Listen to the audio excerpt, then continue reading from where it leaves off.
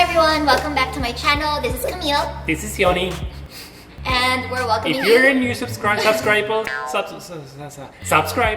please subscribe and press the bell button so you get notified when the new videos come out.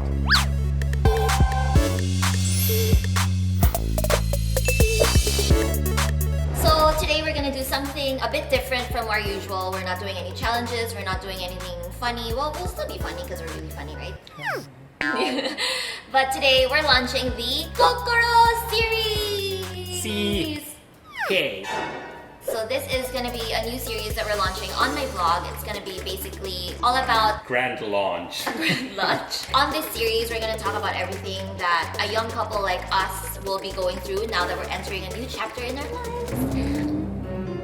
So everything from like wedding planning to future house goals and house planning and maybe a family in the future and basically everything that young couples will be going through, and we'll be talking about a lot of like relationship stuff and a lot of like our life as a couple updates. So that will all fall under the Koro series. So for episode 1, which is this one, right? Well counted. Yes. For episode 1, it's gonna be all about like what's next for us now that we're engaged. Engaged. So now that we're engaged, what's next? Like what's in it for us? What are our plans? So as you saw from the Japan video, we already started planning. We went to eat to Family Mart to save money and practical like that. Yes. So we're trying to be a practical couple because as much as possible, we don't want to ask help from our parents. Like we really want to spend for our own wedding. We will try to survive. Yes. And we'll try to spend for our own wedding and our own home. So yes, we are looking for a house. I think we've been looking for a house even before we got engaged. It's not the same as how it is in the Western countries where a lot of couples are already living in even before they get married or before they're engaged and everything else, because I come from a really traditional, conservative, super duper protective, crazy Asian family. so that's why we're doing everything step by step. In Finland, many of my friends have bought their houses together. Well, yeah, they live together from the beginning, so it's very different here where we haven't been able to live together before. Now things start moving as a unit. Now my dad won't kill him if we start living together. Yes, I don't have to wear the bulletproof vest anymore, what I've been wearing for 4 years now. But it is the biggest cause of stress for us now because it's our first super duper big investment, and I feel like everything's just happening at the same time now because we have to start spending for the wedding, we're spending for a house, we're spending for this business where we are now, KuryoCavern.ph. It's okay. Just the aircon off. Breathe. Inhale. So Deep breath. We are here at Curio Cavern now, KuryoCavern.ph, excellent Scandinavian Please stuff. buy from us to fund our lives together. No, but yeah, there's a lot of things happening now, and especially when, well, we obviously decided to stay in the Philippines, and now there are a lot of things, so we are really getting rooted here, so new businesses, and house and stuff, so... It's my first big, like I don't think I've gotten any loans yet for myself, so it's my first big loan if ever for this like buying of a house, and it really scares me. It scares my hands are so cold right now. It really is, right? Super. Like every time I think about the house and all the things that we have to prepare, my hands get so cold because I'm just so scared like all our savings is gonna go into this, and it really is super scary. I mean, we could rent, but we decided ultimately that we don't wanna rent a condo or a house because sayang, like the money that you spend for the rent, it can also go into like the loan, right? Yeah, the amortizations. So it's the same amount, so why not just spend money that will eventually go to your investment, right? Which is a house. We were thinking whether to buy the house or whether to buy a condo or whether to rent, and then we eventually sailed to the most expensive option out there. Which is a house. Most expensive, but most, I think, practical, thinking long term, because we are expecting to like have a family within like in the next few years, so we don't want to be moving from one place to another because, for example, if we're living in a condo, it's not enough for our growing family. So we want to be able to invest in something that, you know, we can stay in for like 10 years, 10, 12, 15 years. We feel like it really is a good investment and we're not just throwing money away for the first few years of our lives. Yeah, well, definitely the house and lot is a better investment than the condo. I think the condo market is okay. No talking about real estate, but He doesn't have faith in the condo I have market. zero faith in the condo market because there's no secondary market here in the Philippines. So no condos, No house condos, it is, we're gonna but go for a we don't. house. Let's see when this comes out if we have something already. But at least at the moment we haven't signed anything. We're aggressively looking. We're aggressively looking. So that's the status at the moment. What's your dream house? My dream house has a garden. Yes, that's one that he really wants. Like, he really wants a garden so he could walk barefoot, and our future kids will also be able to walk barefoot around the garden. I hate the houses which are built like tight. The whole lot is built as a house and there's no space. It's like living in a condo. Why do you live in a house if you're living in a condo? Basically, I really need outdoors. There's not so much public space in the Philippines, so I want at least us to have a small space so I can go there outside And to you the can nature. be very tita, plant herbs. No, actually, I'll just ask my sister to come and plant herbs. She will be the gardener for us. Yeah. Of course, my dream house would still have a walk-in closet that's big enough for me. And then a small space for you there. Corner cabinet. For sure, we'll be really particular with the interiors because we're very much into, like, as you can see, we're really into like furniture and decor and everything else. We'll be really into that. The space that we'll spend the least amount of money on will probably be the kitchen because We don't know how to cook. But I will try to learn to cook healthy stuff because we like to eat I healthy used to cook a lot before I moved to Asia. Basically, I haven't been cooking since 2010. So it's just more convenient to eat somewhere else. Someone else is doing the dishes. I don't really cook. The first thing that my dad told him the first time that he met my dad was at That was also the last thing he told me when I asked for their permission. Yeah. You still remember that she doesn't know how to do house chores. And you still want to pursue and push through And what with did it. you answer? It was really sweet. What did you say? What did I say? You said that that's not what you're looking for. No, of course I'm not looking for a housewife. I want someone who we can share more things with. And we can be more equal. I don't... But you want to be a housewife eventually. You said, oh, I want to learn languages. And I said in the future, if we're really old now and really, really rich, I want to learn multiple languages. So my brain keeps working. Yeah, but sorry. I don't want any housewife. I want someone who's active, who we can do these things together and... Work for our passions and what? Harsh. In terms of the wedding, dun dun dun dun dun dun dun dun dun dun dun dun dun dun dun dun.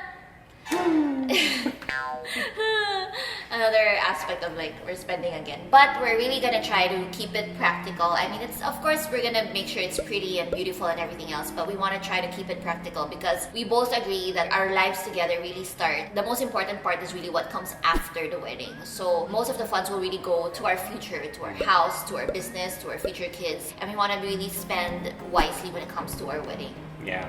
Well, we'll have an intimate wedding. It's not gonna be a crazy Asian wedding with 700 people and We want close each friends. and everyone, to be really touched. Like when we finally say I do's and exchange our vows, everyone would be like, I want the people who are in the wedding celebrating the day, which is important for us. I want them to be the friends who we would hang out any given day. Currently, At we're least for at me. like 120 right now. We're We just- cutting it from the master list. It starts coming down. Yeah, so, because the goal is really to be 100 or below.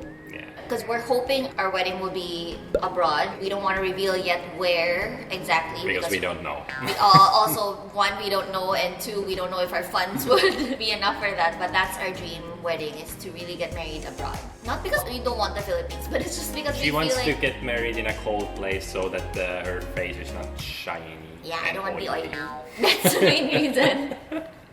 We don't know anything much about the wedding yet. Like, we don't have a theme yet, or... Is there a theme? Yeah, usually there's a theme for the decor. Flowers. But I know that I don't want to be wearing my own design. I don't want to be wearing a Coexist by Camille call gown because I really do want to feel like a bride and I want to be able to chill and just I want to go through that process of like looking for the perfect wedding gown. And I want to do that with my friends, my family. It's actually been a back and forth process. It is. Over the years we've been together, she started with, I want to design my own gown. I started Then- with I don't want. Oh, you started I don't want, then it I want because I want to control what I'm gonna wear, and then it became I don't want, and I want, and then it became I don't want, I don't want, I don't want. So that's the process how it has gone, and now we are in the position I don't want. Yeah, now that I'm finally engaged, I'm sure that I don't want to be wearing my own design. Even my entourage dresses won't be designed by me. Nothing will be designed by me. We will really hunt for the perfect dresses for everyone, just not made by me. The type of gown that I want, I'm sure that I don't want it to be a princess gown. I don't want it to be a big, poofy princess type gown. Nothing against people who want that. Everyone's got their own perfect wedding gown for their, like, in their hearts. But to me, I just never really imagined myself as that type of bride, which is why when you see me shoot for Coexist by Camille called bridal gowns, I always wear the big poofy gowns because I'm so sure, I'm 100% sure that that's not the type of gown that I will go with ultimately on our big day. And even when we talk about it, I'd always ask him like, what do you want to see me in? La, la, la. He's always saying that he wants like a slinky. Something small, not so princessy, traditional, poofy, something. Us. How was the proposal? What did I feel after the proposal? A lot of people are asking me like, did I expect it or anything? No tears, right? As I've said, that we've already started looking for houses even before we got engaged because we knew when we wanted to get engaged. We both knew that we wanted it to happen this year. So I knew that it was gonna happen this year. I've already expected it in previous occasions. So now, I came to a point where I didn't want to expect anymore. Every time I would be thinking, oh, he might propose here, he might propose. I would stop myself because it hasn't happened ever in the past times that I suspected that he would propose. The self-doubt was already there, which helped him because then when he was about to propose to me, I didn't expect it. I was just cranky that we had to go to the garden early in the morning and I was really, really so sick. Like if you really know me, you could see it in my eyes. It was a bit like poofy and red and everything. It was just really... No, not hungover. I was sick. I was really sick. Yeah, so he proposed to me. I was really, really shocked because I was really shocked. I didn't expect it. But of course, the moment that he started his speech, I knew already that, okay, he's proposing. I mean, there's no way that I wouldn't know. Like, you would know. And then, so yeah, I just kept saying, oh, you're proposing really? No. And yeah, I didn't cry, not because I wasn't touched. I was already teary-eyed. He was also teary-eyed. He looked nervous. Were you nervous? I was nervous. Of course I'm nervous. It's just someone was asking, were you nervous? I wasn't nervous because I didn't know what she's gonna answer, but I was nervous because of course it's a big step for us and a big change to our relationships. I think everyone is nervous when they propose. Even though like going into it, you think, okay, what am I gonna say? You're not nervous, but then when it's there, that's the time, then at least I got nervous. Yeah. I don't know why I didn't cry. I was just teary-eyed. I didn't cry. The only time I cried was when we were walking towards to like shooting like our engagement day. We were walking. He told me that, okay, all the necessary people have been informed. All your loved ones, all the people that needs to know, already know that I'm about to propose to you. And that's one of the things I really told him, that if you're going to propose to me, you have to, number one, most important is to ask for my parents formally, because my parents are very old school and I don't want to be thinking about that when he's proposing to me. I want that to, like, everything else is already settled, everything's all good. So when he told me how his dinner with my parents went, I was just so touched with what my parents told him and how their conversation went. I just started crying. I was like, they really said that? I was like, I really was crying. That was when I really like bawled my eyes out. How about you? What did you feel after you popped the question? Relieved. I think it only got real basically when I started the ring hunt, and then how was the ring hunt? I knew nothing in the beginning, so I was consulting. I also didn't know anything. But then, the sister and sister's friend briefed her about everything before, so that gave me pressure that now she actually knows something. I can't just wing it. This happened when we were in Finland. So Shal and my sister, we were in Finland and then we were talking about it. And I told him that if you're gonna propose and you wanna like look for a ring, just make sure to consult my sister because she knows all the madam things. I didn't know much about diamonds or jewelry or whatever yet. So and then my sister goes, like while we were in the car, she goes, so babe, what ring do you want na ba? We've never talked about it. So I was like, I don't know. I'm not one of those girls who was like looking through Pinterest and then already knowing like, okay, a Tiffany cut or like a princess cut or like whatever. I didn't know anything about it. So while Yoni was there, my sister was asking me. So that's when I actually started looking through Pinterest and I was like, oh, okay. The process was really weird for me because I thought I wanted one type of ring, but then when I started looking through photos and I knew that it was gonna happen to me, also that it was like it would become reality, I started thinking that, oh wait, like my heart started thinking that, okay, this is not the ring I want. Apparently this is the type of ring I want. So with this process, what I learned is that when you're not there yet, when the moment isn't there yet, you'd think that you want one thing, but when it's close to becoming real, then everything just clears up and then you just follow your heart and like, oh wait, that's not what I want. That's just what I thought I might have wanted, but this is what I want. So then I told him the kind of ring that I want. He had a specific photo. Did I tell you or did I tell my sister? Can't remember. I knew the cut. Like I knew which cut you want and I knew how the band has to be. So basically those were I knew the criteria, and then I just started looking. I was lost in the beginning, so I started reading about it. Different C's, the 4 C's. Then I started looking for suppliers, and then I also consulted a lot with her sister. And we were just looking for the diamond for a while. I was in Hong Kong looking for it, and then didn't find anything at that time. But all this time he was working. I had to lie a bit. He lied so well, especially when he was supposed to pick up the final ring. He lied so well. It freaks me out. Yeah. So we started the relationship by her doubting me because of the engagement life. I have like 100% trust in this guy, but because of that scene where he like had to go to Hong Kong, get the ring and everything, and the way that he lied and made up the stories about why he had to go to Hong Kong for a day, it was so real. But it's also because but it's also because I go there for work and I had stuff to do there, so it was easy to frame it around that. But then she got shocked. But it went well. So I did a day trip to Hong Kong and cut the ring. Do you have any tips for guys who are looking for the ring? Canvas, right? Make sure to canvas. Don't take the first offer. So we kept looking for the diamond for a while. So I had probably 5 different suppliers sending me different options, and then we found one, but then I gave it a few days, and then when I went back to them, I want it, then it was sold out. So then we had to keep looking, and then we found another one which was more or less the same. So at least we knew at that point what we were looking for. Then we found another one, and then now it's here.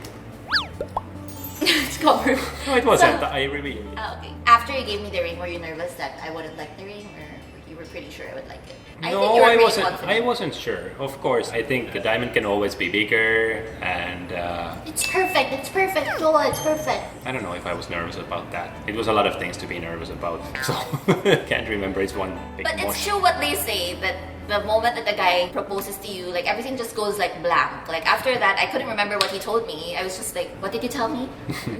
So it's good that he recorded it. He was able to record a voice note. He was able to record a video, so I can go back to it and listen to it anytime I want. Yeah, because I was nervous, I didn't say what I was supposed to say, but we got to the question. And I said yes, we're engaged. Yeah, so the goal was she thought she didn't say yes, though.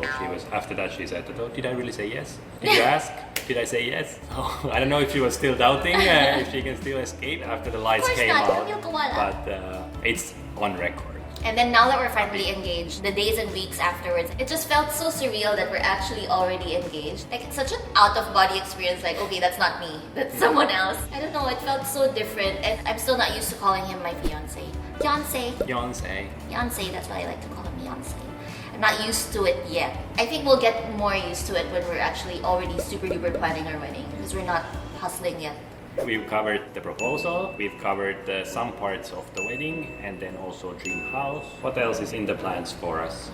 Wala na. Just a lot of spending of our savings. We will set up a GoFundMe page for...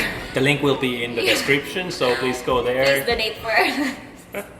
I really am so scared. I'm excited, but so scared as well. We can Big do steps. We can do this. So that's it for episode 1, I guess. So in the next episodes, we will go more into details of the house hunt, of the wedding, and so forth. Now it's been a ghost month, so we can't plan anything anyways. No, by the time this comes out, it's no longer ghost month. But now that we're filming it, it's still ghost month, and I'm Chinese, and my parents are Chinese, and there are ghosts around.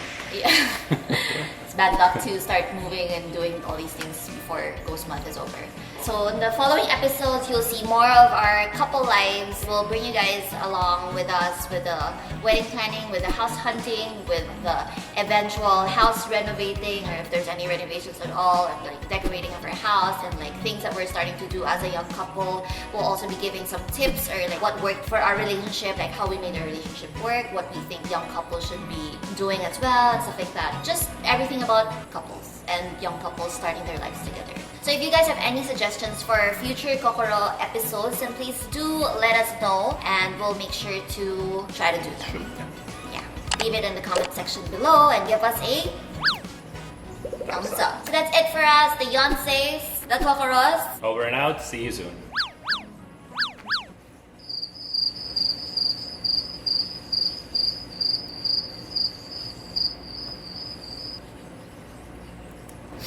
slow mo.